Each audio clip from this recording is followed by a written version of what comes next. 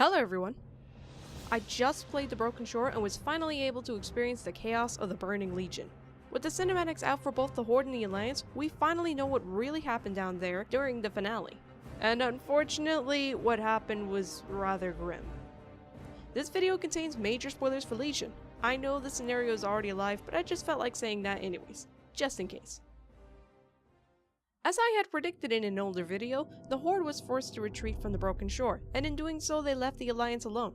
This resulted in Varian's death, and the Alliance blaming the Horde for it. In a sense, it kind of is the Horde's fault since the Alliance needed their forces in order to achieve victory, so the anger in both the Alliance player base and the Alliance characters is technically justified. Unfortunately, however, the cinematic shown for the Alliance side doesn't show what's happening up on the ridge for the Horde, and all they saw was the Horde forces calmly leaving them surrounded by demons. Meanwhile, the Horde cinematic shows both sides of what happened: Thrall being useless, vol'jin being stabbed, Sylvanas issuing a retreat, and the rest belongs to the Alliance. It seems that Blizzard deliberately added this Alliance bias in order to spark more faction conflict, and for the Alliance to have more reason to hate the Horde. And from what I've seen, oh man, it worked. Since those cinematics came out, the fanbase has had nothing but outrage. Everyone is mourning Varian's death, everyone is mad at the Horde, and Sylvanas is now being painted as the cold, heartless, evil villain in this. At first I was confused as to why this happened, since I wrongly assumed that they'd picked up the hint that the Horde had to retreat, but without context on the Horde's side, no one will ever know what happened without looking up the Horde cinematic online or playing the Horde side in-game. But even worse of all, there's only a small portion of people actually mourning vol'jin. Varian's death was plastered onto both sides of the cinematic as to make it so everyone is crushed by it, but in all honesty, doing so only erases the Horde's significance and loss. All sympathy is being given to the Alliance, and once again the Horde is being painted as the villains.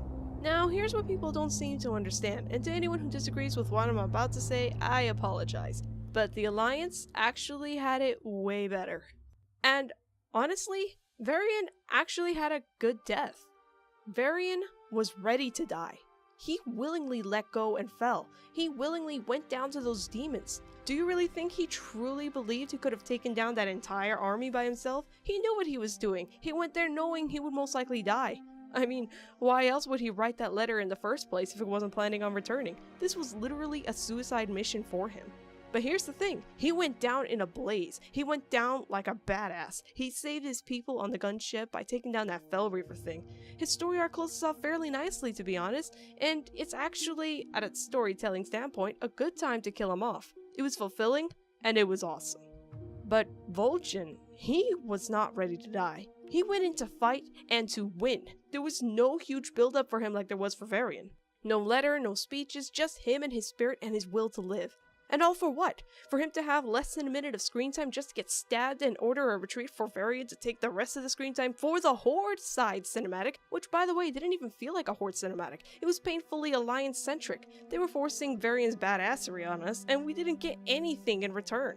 But it doesn't even end here. Horde gets another cinematic and we clearly see the dude is suffering. He's slowly dying incredibly painfully and there was nothing anyone could do about it.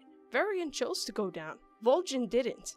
While Varian's story arc closes off nicely, vol'jin hardly got any character development.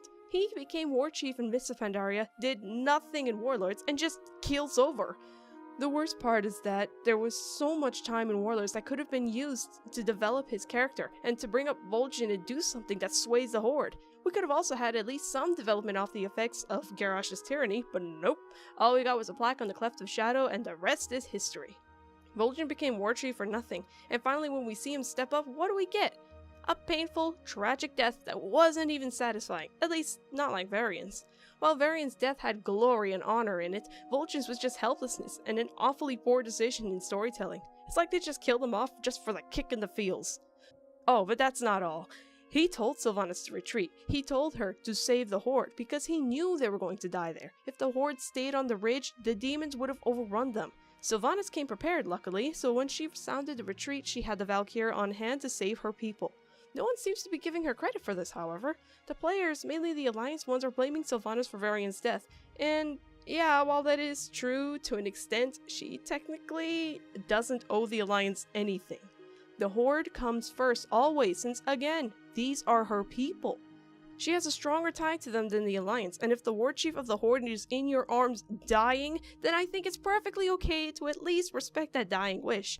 And she isn't heartless. No, you can clearly see how it pained her just before sounding the retreat. She knew she'd be leaving the Alliance defenseless. This wasn't a part of some grand scheme of hers to kill Variant. No, she genuinely meant it when she told him she'd cover him, but there was no way she could have predicted what would happen to vol'jin. In comparison to the Horde, the Alliance seems to be doing fine. Megatork is nice and snug in his mech, Greymane had to be told twice to stop tearing at a Felguard with his bare hands, and Varian was relatively unharmed up until the retreat. Meanwhile, the Horde are crying out in pain. Thrall's on the floor, Bane's battle-weary, vol'jin gets stabbed. Oh, but we're the bad guys, aren't we? We're literally getting the butt end of the stick here. Literally nothing good came out of this. Nothing! We weren't even trying to attack the Alliance, but no, we've got a dead war chief and an entire faction who now wants to wage war on both the Legion and the Horde? Seriously, do you see this? Okay, let's get it together. Overall, knowing the full story of what happens at the Broken Shore is pretty satisfying. It was intense, and I have to give Blizzard credit for how they choreographed it. They intentionally made both sides of the cinematics different, and with an Alliance bias so as to reignite the faction's conflicts. And the Alliance player base's reaction to the Horde mirrors that of Greymane and Jaina's reaction. And since this is only barely the pre-patch, it just means that there will probably be more where this came from. Legion so far promises to have a lot of conflict, and I hope that the story overall will be just as thrilling as the Broken Shore.